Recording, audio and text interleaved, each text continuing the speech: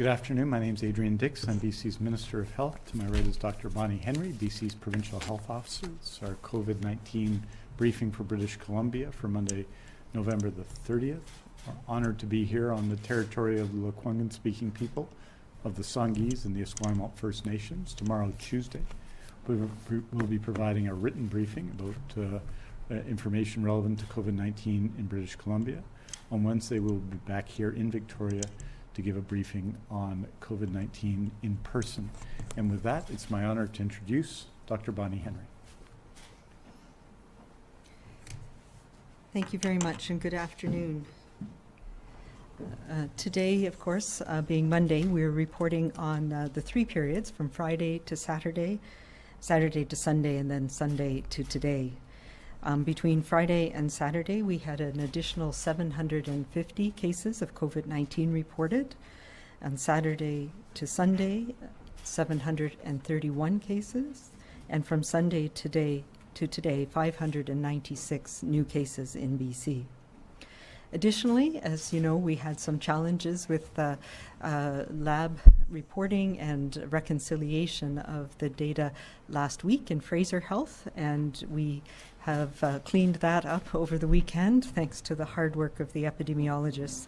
So there are an additional 277 historical cases that were added to the database between November 18th and 26th. So that brings us up to a total of 2,364 cases over the past weekend, 10 of whom are epidemiologically linked, for our total of 33,238 people diagnosed with COVID-19 in British Columbia. That includes 371 people from the Vancouver Coastal Health Region, 1,365 new cases, plus the additional 277 historical cases from the Fraser Health Region, 58 people in the Vancouver Island Health Region, 212 people in Interior Health Region, 73 people additionally in the Northern Health Region, and 1 new case in a person who resides outside of Canada.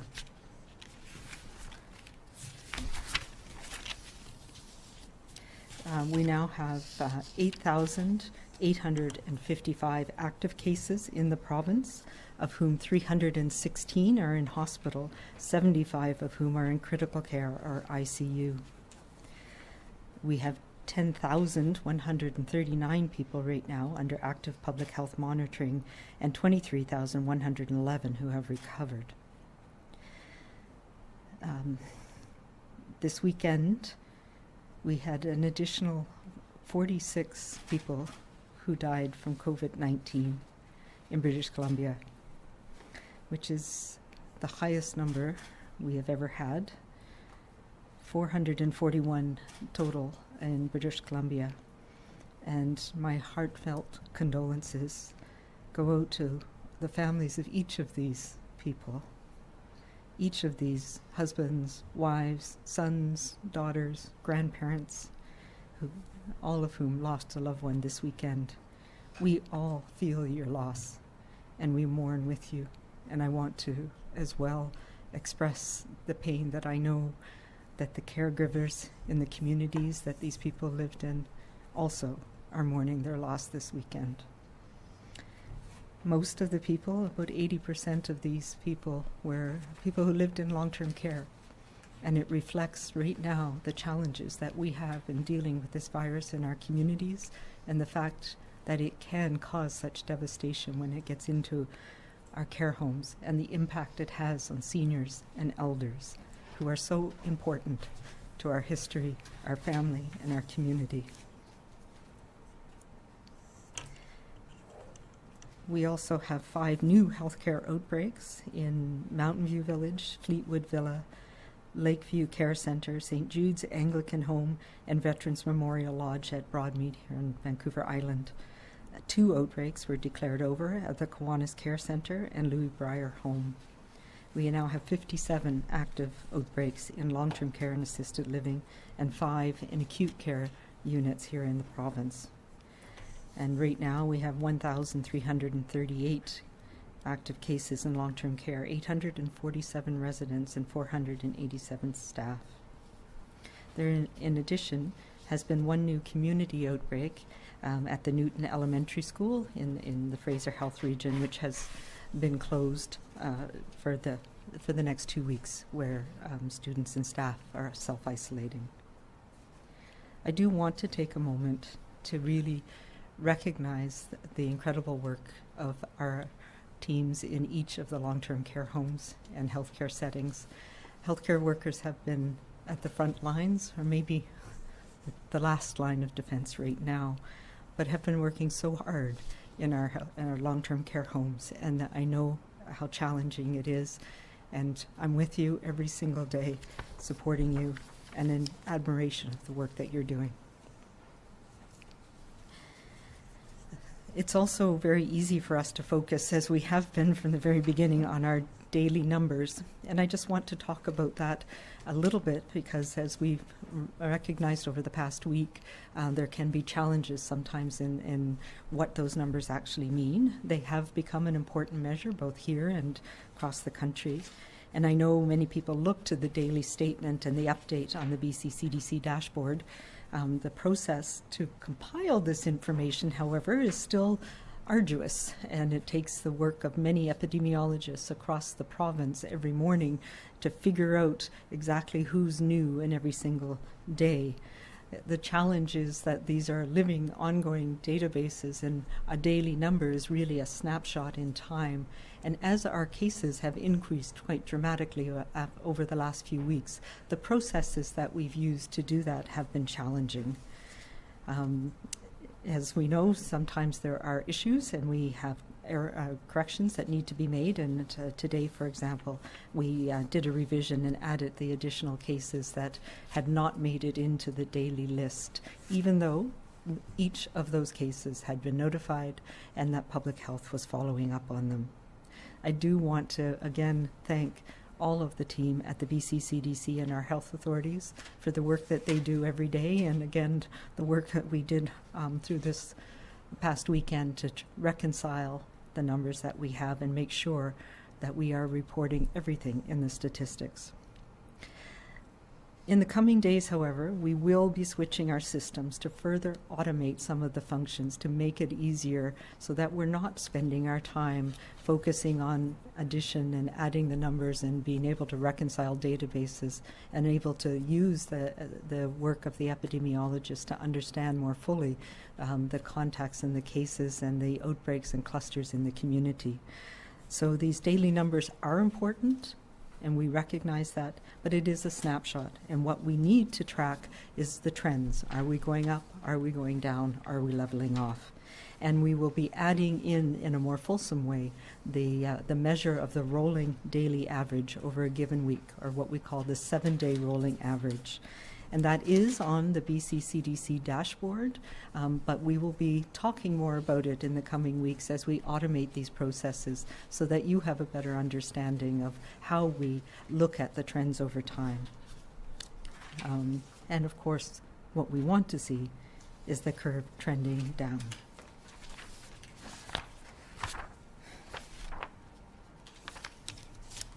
So this has been, I don't need to say, a challenging pandemic for all of us, particularly as we're heading into the middle of this second wave. So many of the usual ways that we make those important connections with our families, friends, our communities have been paused or significantly changed because of COVID-19. Many occasions and daily life activities we would normally do together, we must now do apart. Despite how difficult it is, and we know how challenging it has been in these last few weeks, I am heartened immensely that most people in BC are doing the right thing. And I am grateful for that. And I thank you, and especially I want to reach out and thank the faith leaders who are supporting their congregations safely in these most challenging of times. People are following these orders and using our layers of protection for two important reasons. It's our responsibility we have to each other and to our fellow citizens, and it's how we show we care. That is how we are going to make it through this pandemic. We know that COVID-19 is a serious, life-threatening illness with severe consequences for many, young and old. This past weekend, as you know, we had the largest number of people die from COVID-19 in our province. These people have faces, have names, have stories, have families. And while it is the families of those who died we are feeling the most right now, this tragedy is all of our tragedy, and we all mourn their loss. If you are thinking that it may be okay to bend the rules, please remember that this virus takes lives. And it is the lives of those who are closest to us that are most at risk when we take risks. I was also contacted by many faith leaders and others this weekend to talk about some of the issues that we are dealing with, and was reminded in many ways that faith is not a building, that it's not about Sunday mornings, but it's about every day and how we connect with each other and how we support each other. It's not about rights, but it's about community and responsibility to our fellow citizens. And I think we are seeing that around the world with global faith leaders showing an example across the world. And as I was told many times this weekend, that we have many seniors and many elders who are precious to us in our communities, and we want and need to protect them. We are facing a significant storm surge, and this is why right now we need to come together again. We know there is vaccine on the horizon, and that is our goal. That is what will help us get through the next phase. As Pope Francis reminded us this weekend, looking to the common good is much more than the sum of what is good for individuals. It means having a regard for all citizens and seeking to respond effectively to the needs of those least fortunate. We need to push back on COVID-19, united and together. If you are in doubt, remember you are not alone in your sacrifice. Most people in BC are doing it with you. We know most people are wearing masks. Most people are sticking to their households. Most people recognize, they understand the importance of stopping this virus and stopping transmission in our communities. It is our collective effort that makes the difference and will see us through this storm. We have done this before, and we can do it again. And I ask you, please, do your part today to show community, to slow our transmission, to slow COVID-19 without exception. Your actions protect everyone, those you love and those you don't know. We will get through this, and we will do it by being kind to each other, by being calm and being safe. Thank you.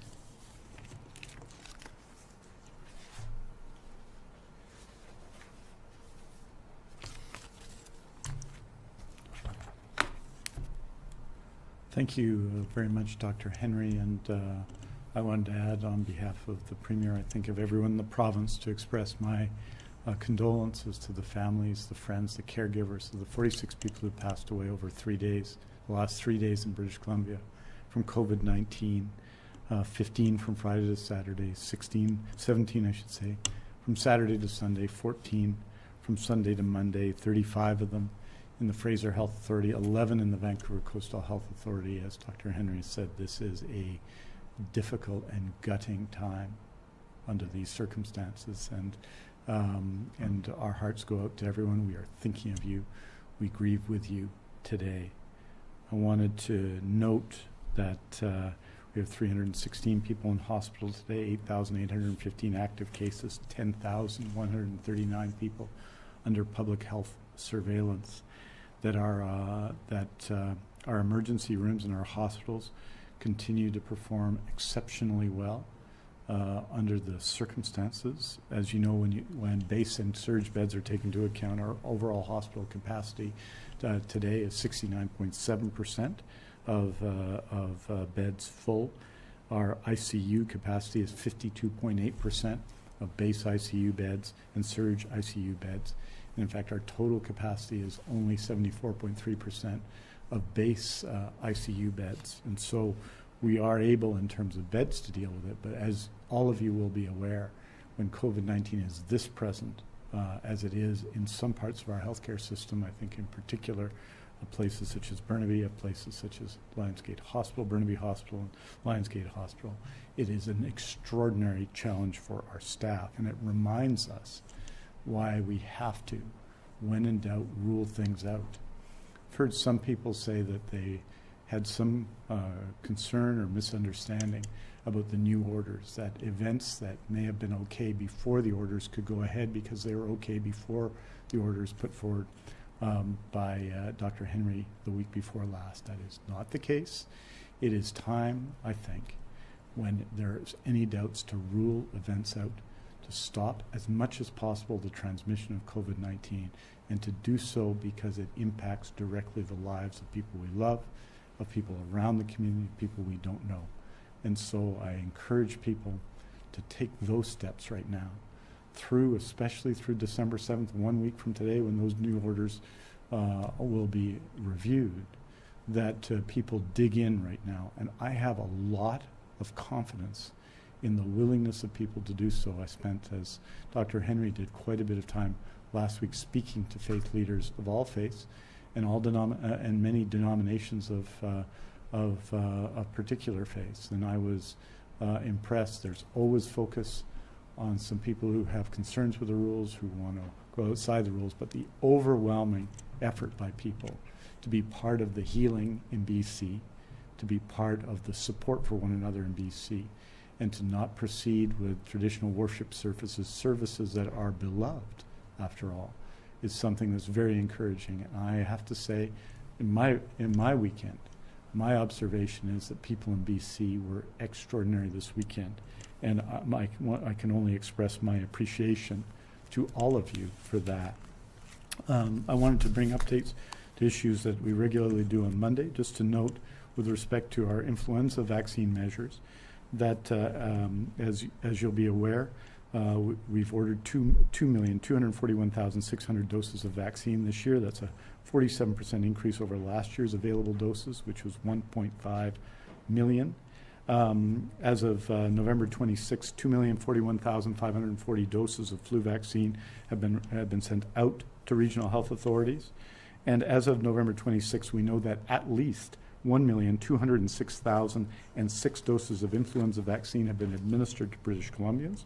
We also know that the number of doses administered is higher than the $1.2 million figure, as there is a reporting lag of up to 30 days from pharmacists and physicians and community providers such as nurse practitioners.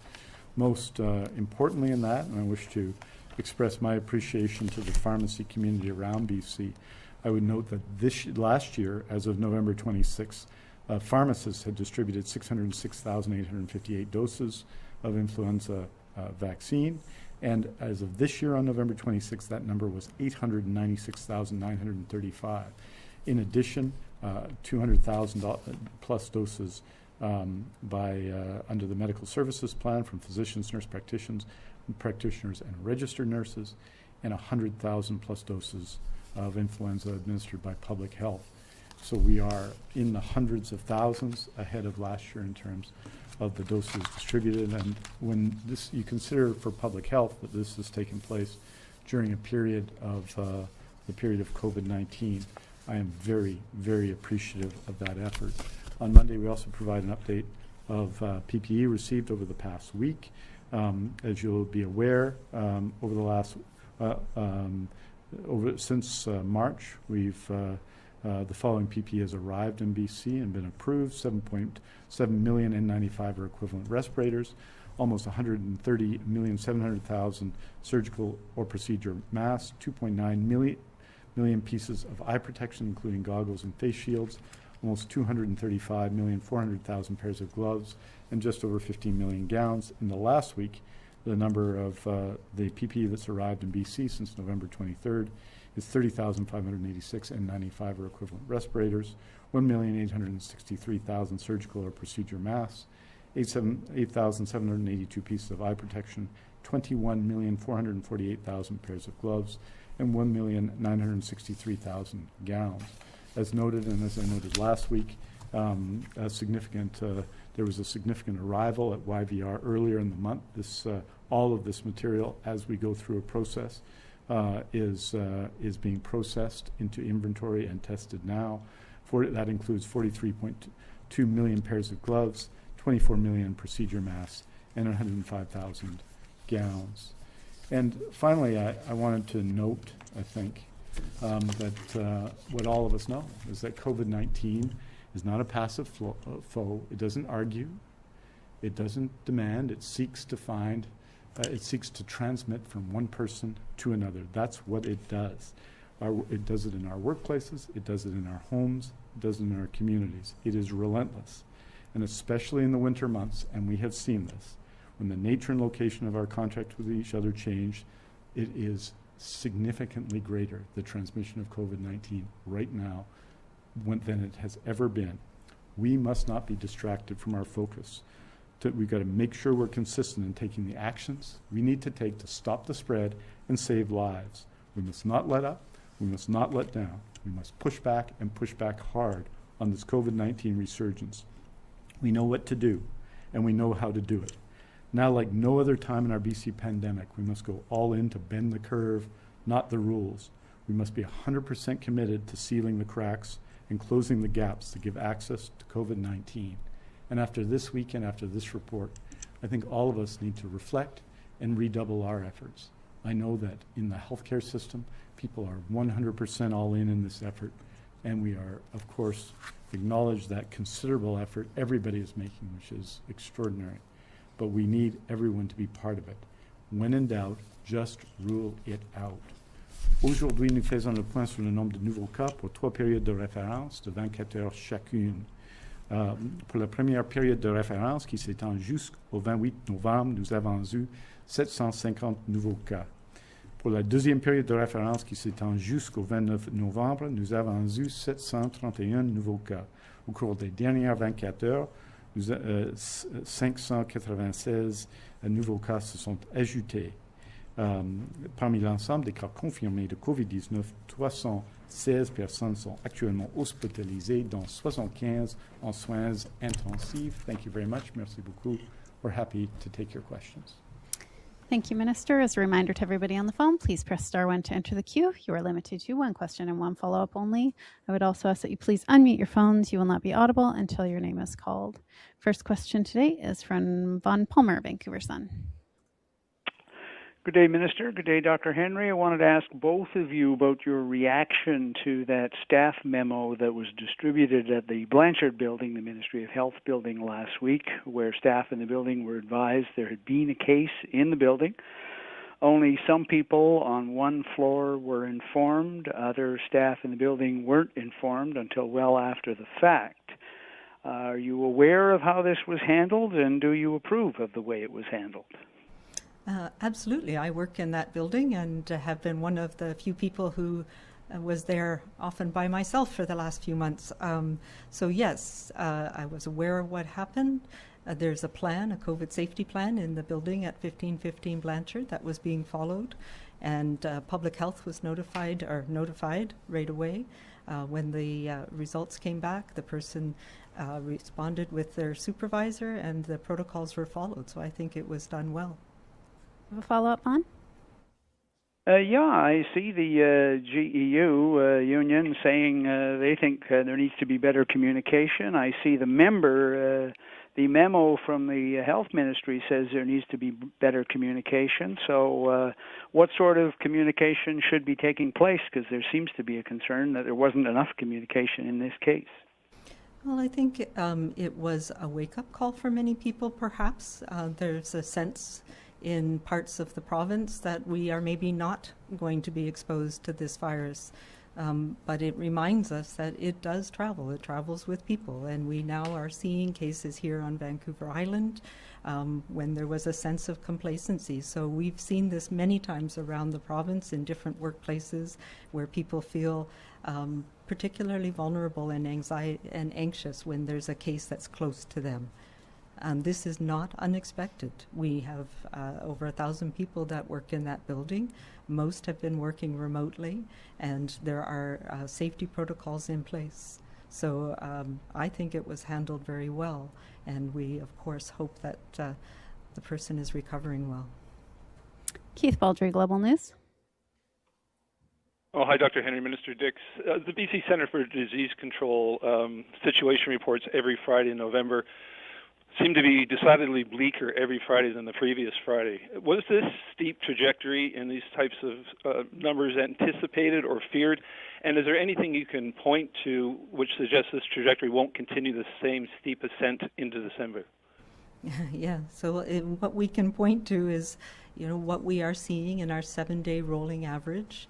We know where the issues are, and we know that's reflected in the numbers and the analysis that we put out in the Friday bulletin. So it is a stark reminder to us that we have to take the measures that we have put in place to protect all of us, because this virus is in our community around the province.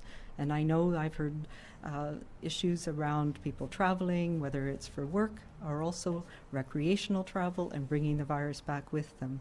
Things that we should not be doing right now. We know that it is associated with gatherings, even small gatherings, where people are coming together and thinking it's okay, but it spreads to those who are in your family, in your household. And that is what we need to pay attention to right now. And the bulletin on Friday is a reminder of that. We have seen a leveling off over the weekend, but we have to make sure that we are all doing what we need to do. And, I also think we need to be really positive. People are taking this to heart in British Columbia, and most people are taking the actions we need. And for that, I think I just want to express my gratitude, because people are doing the right thing, and that is what is going to get us through this. Keith, do you have a follow-up? No, thank you. Thanks. Oh, thank you. Next question is from Lisa Cordesco, CHLY. Thank you for taking my question. Minister Dix, you often mention your single-site policy at long-term care homes, but those workers are allowed to have other jobs, and some have taken jobs in fast food restaurants and to home care workers. And given the, almost daily outbreaks at long-term care homes, are you considering eliminating, those exceptions that are made to allow for second jobs? Well, I'll start, and then because it is actually my order. But we have to recognize that people's circumstances are challenging, and we made some changes to make it easier for people to have a full-time job as a care aide in a care home. But there are people who have needs that aren't met by that, and yes, we can't prevent people from having the means to live and the needs that they have in their family. But we do pay a lot of attention to all of us in healthcare, making sure we're monitoring our health every day before we go into work, making sure that we are not going and participating in risky activities. And these are the things that we need to pay attention to more than ever right now. So yes, we can sometimes have other jobs that are necessary for us, but that means we have to make sure that we're adhering to our safety protocols in every aspect of our life.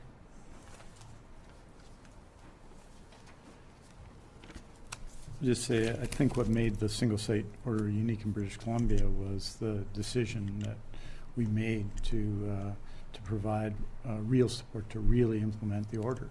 And that meant raising up the salary levels of people who were paid below HEABC levels, and that was the annualized cost of that is $165.4 million. And that tells you a little bit about how much less than the negotiated level that many people in long-term care were being paid prior to the pandemic. That had improved. In the previous years, was the gap was still very high. So the seriousness with which we take the order that was put in place for long-term care, the single site for long-term care, the seriousness of that order is reflected in the very significant investment and the sheer number of people. I think it was 8,800 who directly moved, including all the other people who benefited from the salary decision around the order. So we take the single site order very seriously in long-term care. But what it reminds us of is that all of these measures are necessary. And what are all the measures? Well, they're all of the infection prevention measures that Dr. Henry just referred to and that are there. The need for significant staffing and improved and new staffing in long-term care. And we've seen, I believe, in the last couple of months, more than 1,000 people hired in long-term care. The single site order is critically important as well. The incorporation of long-term care into our PPE supply chain is very important. The final component of it is we all have to understand, I think. There are 50 to 60,000 people who work in long-term care, more than 100,000 people who work in healthcare. And when COVID-19 is as present in the community as is now, it's going to touch people who work in healthcare. And that reminds us of the critical link between all of our behavior, that we're all in this, that we're all part of the effort to protect long-term care, every single person in BC, and that a critical part of it, in addition to all the actions we're taking, is for us to reduce transmission. But BC's record on this has been good compared to other jurisdictions, but the losses have been, to my way of thinking, enormous. I feel them today, and we feel them every day. I know every care aide and nurse and doctor and support worker who works in long-term care feels them, and that's why the single site order is so important. Lisa, do you have a follow-up? Mm-hmm. Yes, thank you. Given the fact, though, that many home care workers visit private residences every day, and some then go on to work at long-term care homes, will you reconsider the call that many have made that masks be required by clients and families and visitors in private residences where home care workers attend, because they feel their bubble is just very large because of that? Yeah, so there are processes in place for making sure that visits in home care can happen safely. So there are long-standing infection control processes, things like minimizing the number of people that are in the room and only those necessary when you go in to see the client, making sure that you're using appropriate PPE, that if somebody is in the room, they maintain their safe distance, wearing a non-medical mask if they need to, but they should not be in a room full of people when they're going to provide home care, and there's ways that you can minimize it, and I think there are good protocols in place to support people in home care. Next question is from David Molko, CTV. Dr. Henry, last week you touched on some of the challenges of this wave, including that you were surprised by how soon we started to see the surge. Maybe another way of putting that perhaps would be being caught off guard. We've seen more health orders, more enforcement, but also record daily cases, record hospitalizations, and record deaths. So my question for you today, and it's more of a bigger picture question, in your view, how are we still trying to catch up, and what do you not have or not have enough of that you really need right now? Yeah, that's a challenging question, and I don't think I said I was surprised. I think, I did say I was surprised. I was surprised by how early it started. So it was late August, early September when we started to see the fall rise in cases. I wasn't talking necessarily about the steeper rise we had in October. I was absolutely expecting that as we went into respiratory season, it was very likely that we would start to see increased cases. So what I probably, it's so hard to predict. If we look at the models that we were talking about in the spring for what could happen in the fall, they did start in September. So it all is, we learn as we go with this virus. Right now, what I would like to have is a whole lot more experienced contact tracers to be able to help catch up on some of the areas that we found challenging, and that's something that we did plan for, but we now recognize that we needed more than what we had planned for. These things are all things that we learn as we go. But I think the most important thing that I want right now, that we need more of, is people working together, understanding that we're in this together, that it is the road that we all have to go through, and that we can each make a difference in our own family, in our own neighborhood, in our own community, and that makes a difference for all of us. We do have light. We do have a way out of this pandemic. And we need now, more than ever, to focus on reducing our risk of transmission right now so that we can get to that point where vaccines will have come in, where the weather will change again and it will be less permissive or less transmissible, and we'll be able to start some of those activities again that we so dearly need and hold in our lives. Do you have a follow-up, David? Yeah, a question from my colleague Shannon Patterson on restaurants. So you've asked people not to socialize. That includes dining out with anyone who doesn't live in their household. You've touched on this in the past, maybe a month or so ago, but are you expecting restaurants to enforce this? If 6 people show up, should they ask? Should they verify? Is the onus on the restaurant? If that's not practical, what do you envision? I think the onus is on all of us to do the right thing. And that goes to a number of different things. We've heard that people are giving people in restaurants a hard time again about wearing masks, about not table hopping, about staying to 6 people. These are all things that are important to protect the people who work in that environment as well as us as individuals. So the onus really is on us. Go out with your family, go to a local place, but follow the rules. And that protects us all and keeps us all safe and allows the restaurants to provide meals for those of us who don't have time to cook this COVID times. But, this is a really important thing. We see the same thing with the mask mandate. If you are somebody who does not believe in masks, then don't go to those stores, because don't put other people at risk. And go at a different time, shop online, find other ways to do what you need to do. And for people who truly cannot wear a mask, find ways that we need to find ways to accommodate people, but we can do that without taking it out on the people who are working in those environments, because this is about keeping them safe and keeping all of us safe. Rob Monroe, Info News.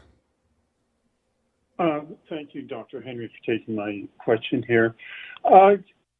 Senior Advocate Isabel McKenzie and the Care Providers Association have both said that there's no known cases of COVID going into long-term care homes through visitors. And I'm wondering if that's still true. And they're also concerned that there's not real clear guidelines requiring these care homes to open up the visiting of the one designated person so they can get more time and help out more feeding their loved ones and not leaving them alone to die. So I wonder if you can respond to that.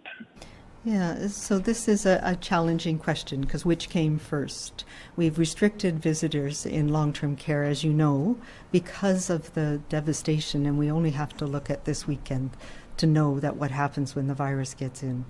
And yes, we have not had introductions that we're aware of. Sometimes it's hard to tell whether it's from a resident or whether it's a staff person.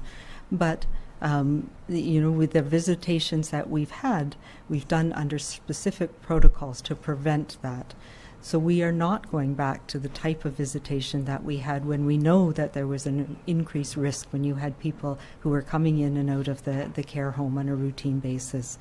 So the fact that we have restricted visitation means that makes it a much less likely way the virus can be introduced into a care home. And we have to recognize that the people who work in care homes are there for every resident in that home and are providing care every day to residents in that home. And we can't, we know that when we have transmission in the community, the probability that somebody at one point may inadvertently bring it into a care home goes up. And that is why we have all of those measures in place to try and detect that early, to make sure that people aren't coming in ill, to make sure that we're not transmitting it between healthcare workers inadvertently as well. So it is an incredibly challenging time, and we're not alone in that. We're seeing this across the country, we're seeing this across the world, that communal settings like this, where we need workers to care for people, are risky settings right now. And so we have to continue to do our best to keep those as safe as possible. And yes, there is an ongoing effort to try and systematize the essential workers and make sure, or essential visits, and make sure that family are able to safely be with their loved one. But it is very challenging right now with the amount of COVID that we're seeing circulating in our community. And we only have to look at what's happening in care homes, not just in the Lower Mainland, but here on the island, in the interior, in the north as well. So it's a very challenging time, and people are doing their best. Do you have a follow-up, Rob? Well, just on that, because their concern is the visitors that are going in, whether they're essential or designated, are not spreading the disease, and all they want is some direction to the homes to allow them to spend more time than half an hour every week or two. And just the same people going in, and preferably in their rooms where they're not causing so much work for the staff. But they need more clear direction to the operators to be consistent, because about 20% of people are happy with the visits they're getting. It's the other 80% that don't seem to be opening up. We've provided clear direction, and I know all of the care homes and the care providers are working to make sure they are following those directions. Marcella Bernardo, News 1130. Hi there, Dr. Henry and Minister Dix. I just wanted to ask you how concerned you are about parents now planning to protest current safety protocols in BC schools by keeping their kids at home tomorrow as a day to say that, safety protocols just aren't strong enough for them. Oh, I hadn't heard that. These are absolutely things that are done on a local basis. The teachers have been involved, the school communities, and so I think the parent voices are very important to ensure that what's happening in their school community meets the needs of parents and children. But you just want to reflect on this. We've had very little transmission in schools. We've had many exposure events, but they have very rarely resulted in transmission, particularly from children to anyone. So this is an important time for all of us to reset, learn from what we have been through in the last few months, to make sure those communication is ongoing and make sure that parents are involved in those discussions as well. Do you have a follow-up, Marcella? Yes, just regarding the outbreaks that have led to so many people dying over the weekend, can you please explain what is specifically being done to contain outbreaks at places like Burnaby Hospital and Tabor Village Seniors Home in Abbotsford? Yeah, there are a number of homes. I have a list of them here where we've had quite extensive transmission within those homes.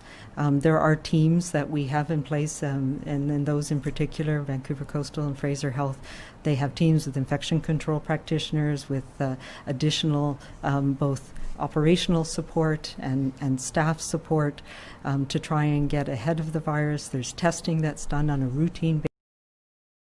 Residents and staff in those homes. So we do have very detailed outbreak protocols. It just shows us how challenging it is. This time of year is part of it. It spreads much more quickly this time of year, and it can spread so rapidly in care homes that it's very challenging to deal with these outbreaks. We've had a lot earlier on in the fall where it was a single healthcare worker that was noted, or a single resident, and we were able to manage it very quickly. But once it starts spreading within the care home, it's very difficult to find people, even with systematic testing, which is done routinely of all residents in the affected area.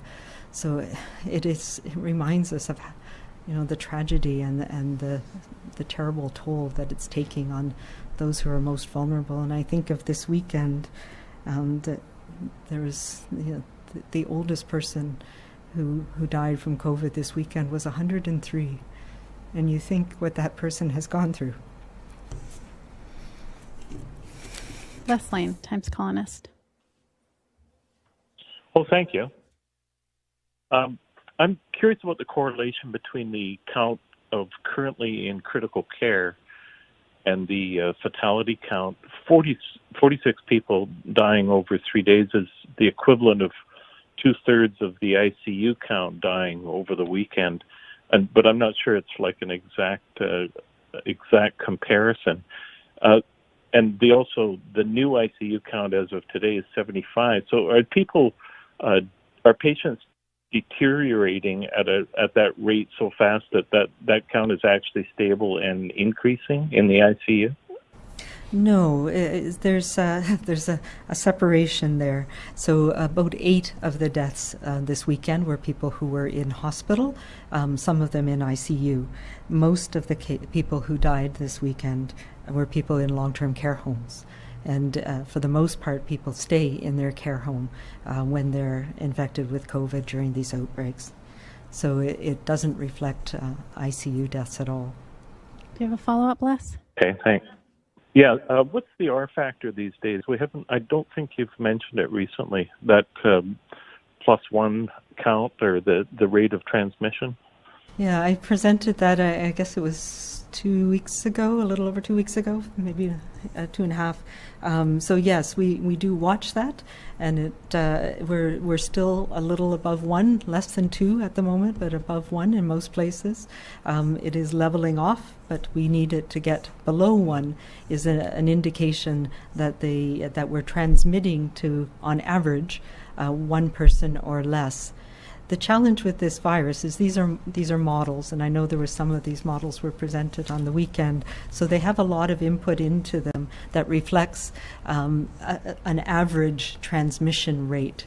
So what it's based on is how many people each case transmits to, and that can be it is averaged out when the way this virus transmits is most people don't transmit to anybody, and some people transmit to a lot of people.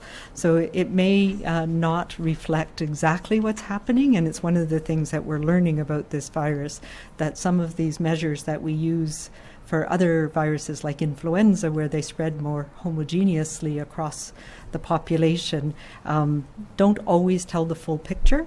So they do give us an understanding of where we are in the trajectory and whether we're going up or down in terms of the transmission rate, but they by themselves are not the whole answer. Richard Zussman, Global News. You didn't mention them specifically, but I'm assuming in your opening remarks you were speaking to those churches that decided to open their doors on the weekend. Is it correct to assume that? And if not, what do you say to those faith leaders that first opened their doors and second are now threatening to take the province to court around their rights that they have for religious gatherings? It was actually the opposite, Richard. I was actually speaking to the vast majority of faith leaders who understand how we're trying to work together to protect each other. And I just wanted to express my appreciation. And we know that there's some high-profile people who are trying to create some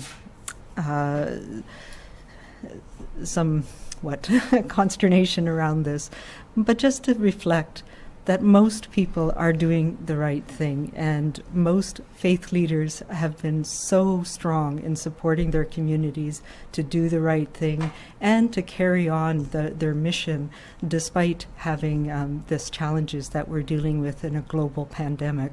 So it was really speaking to the vast majority of people that are doing what we need them to do right now, and to support them in continuing to do that, and thank them. Do you have a follow-up, Richard? Just to follow up on that, are you concerned around a potential lawsuit moving forward against the orders around that? And also, I know you're aware of the work that a lot of parents and others are doing online through their COVID trackers and things like that. Why are the number of exposures much higher on something like a COVID tracker than what the province is reporting? Is there a gap there in terms of the cases that we're seeing at schools compared to the reality? Yeah, so in terms of the lawsuit, I laughingly say, that part of my job is being subjected to lawsuits, class action lawsuits, and other things. But you know what? We are putting in the measures that we believe are the best that we can do to protect communities, to protect our health, and protect us from transmission of this virus. And there is a balancing that we do with every measure that comes into play. What are the unintended consequences, whether they're positive or negative? What are the goals that we're trying to achieve? How do we make sure that we're doing the right thing at the minimum amount that we can possibly do? And that's the ethical dilemma that we're in. How do you do just the right amount to try and keep this virus from spreading rapidly and causing so much suffering? And there's no right answer to this. There's no perfect way of doing it. And I will always be accused of doing too much or not enough. So that's our life right now. I do not believe at all that we are affecting people's ability to, under the Charter of Rights and Freedoms, and actually I was quite gratified that Pope Francis said that very thing this weekend. This is about taking those measures to protect people from this virus, and no more so than when we come together as a community indoors right now. That puts people at risk.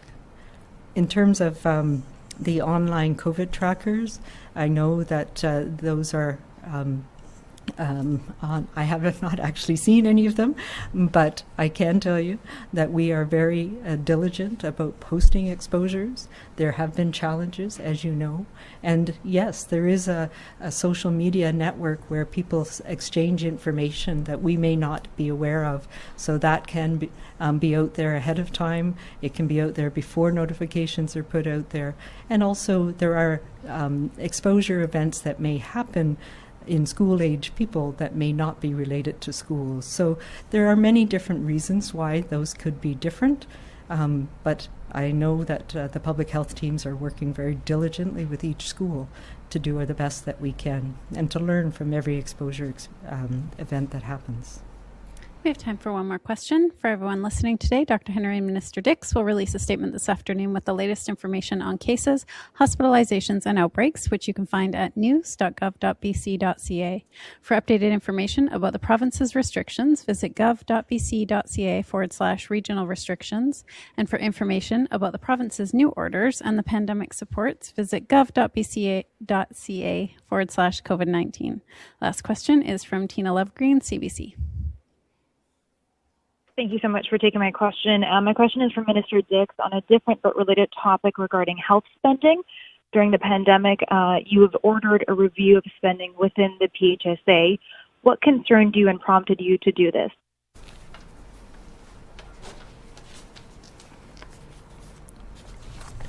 Well, thank you. And the news story, I think there's a news story today from PHSA, is concerning because it really doesn't reflect our approach to the COVID-19 pandemic, which has been hugely to support frontline workers, to express support for the sacrifice, the empathy, and the respect for people, whether they're in healthcare and they're in pharmacies. We heard about the delivery of immunization today, influenza immunization, grocery stores and distribution, a host of areas who have put themselves at risk to keep us safe and supplied and secure.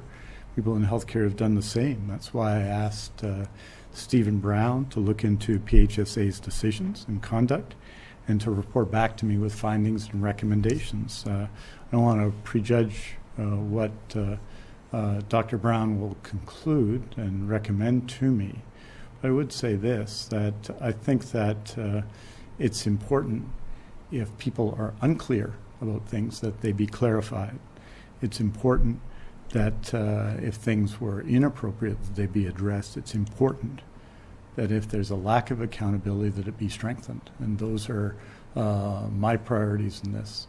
Et peut-être je peux anticiper la deuxième question, Tina, et dire en français que l'actualité sur la registre de santé provinciale est importante.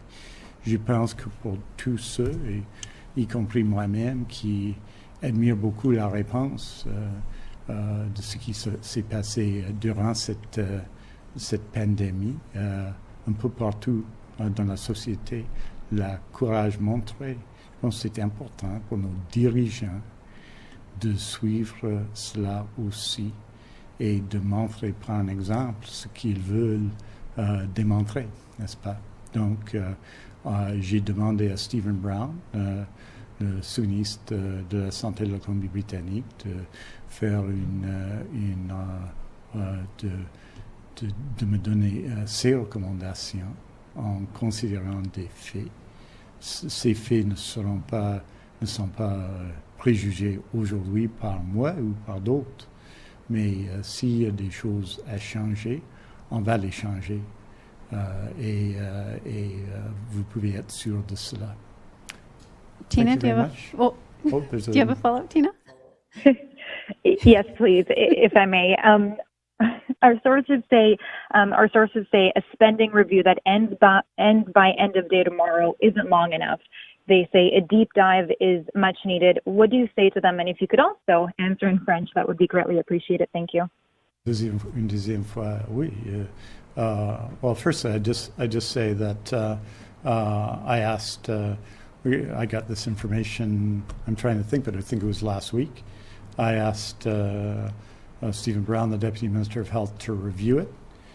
In some ways, the information isn't that complex, and so what I wanted to do was see that if there was a response that could be put in place rapidly, that it be put in place. If the recommendation is for, as you suggest, a deep dive, maybe that's will be seen as necessary. But I think people just made an enormous sacrifice during this pandemic everywhere, and that actions which may be consistent with guidelines and everything else may cause concern, and the facts on the face of them obviously cause concern. They do to me, that's for sure.